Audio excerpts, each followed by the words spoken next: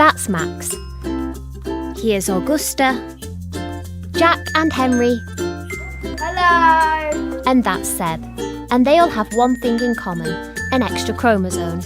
But a new prenatal test for Down syndrome has got many people divided. When a woman is around 12 weeks pregnant, she is offered her first ultrasound scan to find out her due date and how the baby is developing. At this stage, she's also offered a test to detect Down syndrome. Scarlett is 12 weeks pregnant and she's chosen to have the test here at Lancashire's Women's and Birthing Unit. So the reason why is because if there is any problems or issues with the baby, at least we can sort of plan and prepare ourselves. It combines an ultrasound scan to measure the baby and a blood test. From these results you're given a probability. If it's a high probability, you may be offered a diagnostic test that can tell you for certain whether the baby has Down syndrome. But these tests have a risk of miscarriage. But later this year there'll be a non-invasive prenatal test available on the NHS. It's a simple blood test that can be done as early as 10 weeks. That's when the baby is roughly the size of a large grape. Unlike the current test done at 15 to 20 weeks, that's when the baby is the length of a large banana.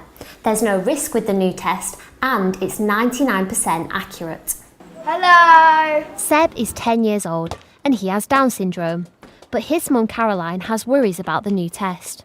You didn't find out, did you, that he had Down syndrome? Do you ever wonder, if you did have the test, do you wonder whether you'd made a different decision? Yeah, I do, and I hate thinking about it because I remember how devastated I was. I had to kind of suck it up and get on with it, and thankfully, you know, it meant that I then fell in love with my son, whereas I worry that at 12 weeks, for example, I might not have even felt that pregnant. And with this new NIPT coming out this year, what are your feelings on it? I feel sad about it because there seems to be an absolute obsession with the testing and this sort of strive for perfection, and there is no doubt it will lead to more terminations.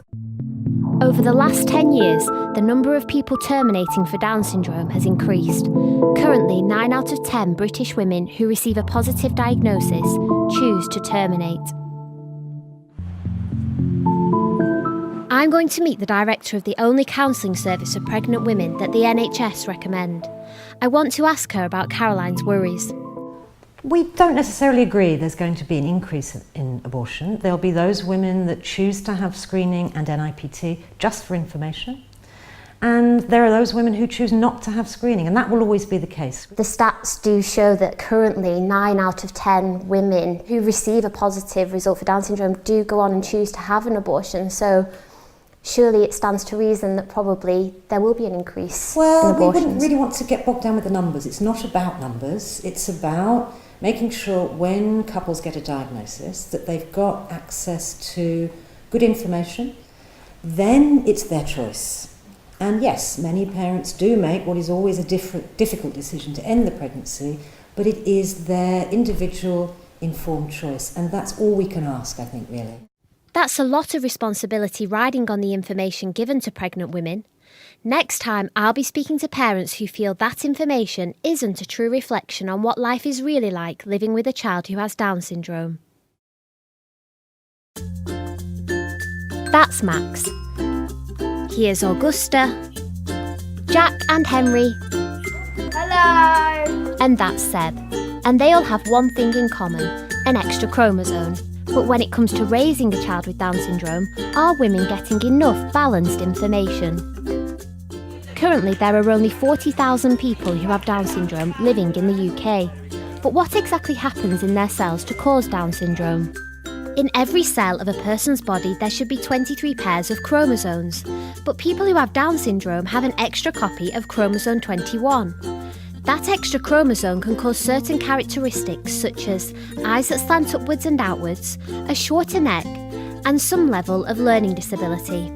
But there's also a risk of more severe health problems, and pregnant women and couples are informed of these early on.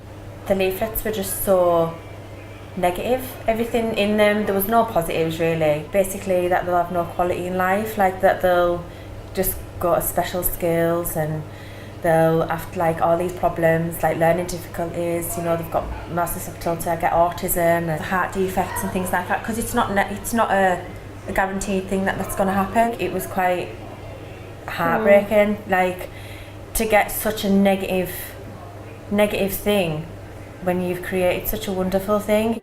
Emily and her son Henry are part of Cumbria's Down syndrome support group. They are part of a network of people trying to get positive literature into hospitals. And all it is really, it's such a simple thing. It's parents with positive stories about their children with Down syndrome, so that people can have both sides, you know, and we're all trying to get them into our local hospitals. But do the medical professionals agree that this information is needed? Yes, I do. So I think there's a place for having that kind of information. To me, that's part of the balance, so that there was information about what it's like from a positive aspect of having a Down syndrome child. So from parents who've got children with Down syndrome as well, so that it's not always seen as a negative thing. But what happens when the majority of a country do see Down syndrome as a negative thing? Next time, I'll be visiting the country where 100% of women choose to terminate when they receive a positive diagnosis. That's Max. Here's Augusta, Jack and Henry. Hello! And that's Seb. And they all have one thing in common, an extra chromosome.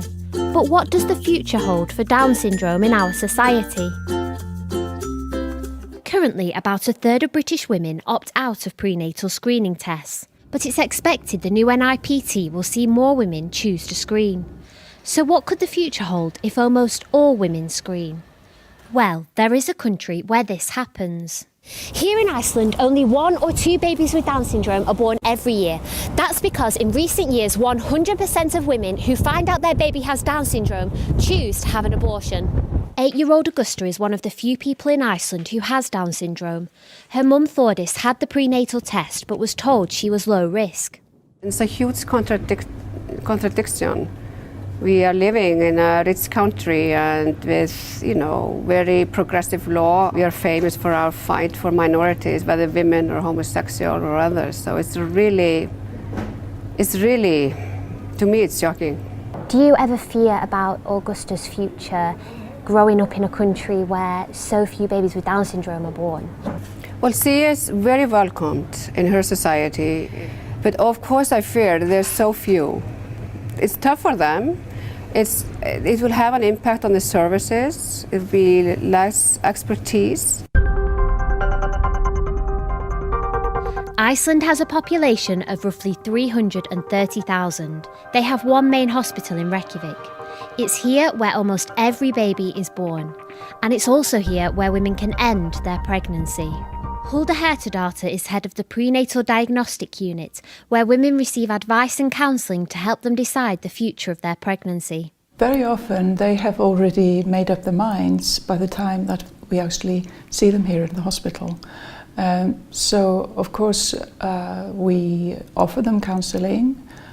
Some of them will accept it, but some of them have already made up their minds. Many do say that Iceland is eradicating Down syndrome. What would you say to that? It's not a policy of the government to eradicate Down syndrome, but it's a policy of the government to offer women choice of doing what they want to do with pregnancy. And the situation in the society is, if they can choose, they would choose not to have a baby with Down syndrome. Dr. Kari Stephenson has spent years studying Iceland's homogeneous DNA. He has enough information to predict the genetic code of everyone in Iceland. The only thing I'm doing is to make discoveries. And the discoveries of new knowledge, which is simply facts about the nature within us and the nature outside of us. And knowledge is never evil. The knowledge can, however, be used for good and it can be used for bad. But mostly, when you look at the discoveries about the nature of man and the nature of disease, have mostly been used for good. I'm not against science. Science are wonderful and they can improve life of people with disabilities and everyone. But when you are in a profession, when you are in a place of power, when you're making policies, I mean, you have to consult. This is not some medical issue that health official decides. It's about what kind of society we want to live in.